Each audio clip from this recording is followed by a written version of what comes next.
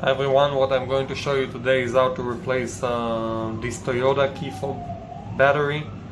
This one comes out of a Camry, but it's used for different years, different models, mostly after 2018, Camry, RAV-4, Prius, Highlander and more. The battery you will need is a CR2032 and you can click on the link below to get it online.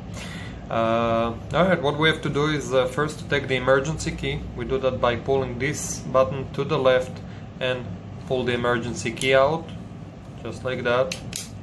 Okay, so once again to the left and at the same time pull the key out. Now we have to take the cover off, so you can see there is a slot right here. I'll show you with the screwdriver, this one right here. What I do, I take the emergency key, I push it in and then I turn clockwise. Okay, so right here I push it, not a lot of pressure, just to make sure it holds, and then I turn clockwise very gently. See, no need to apply a lot of pressure. It's very easy.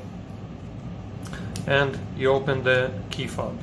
Now if this falls, don't worry about it. Okay, I will show you how to put it back in. It's very easy. This comes out as well sometimes, you know, so you just put it in, make sure it fits, and then the battery, everything is okay. It may happen, don't worry about it.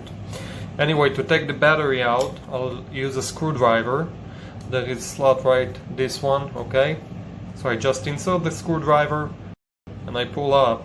You can see that it's very easy to take the battery, okay? Here it is. As I said, the battery is CR2032. To put it back in, first we put the bottom part, okay, underneath these two dots, these two holders right here. There is two plastics spots. Put it in and I push. Okay, once again the bottom part first, slide it in, I press, and that's it. Now I take the cover, put it back, the emergency key, and as you can see, it works perfectly fine. Please like this video, let us know what you think. Thank you very much.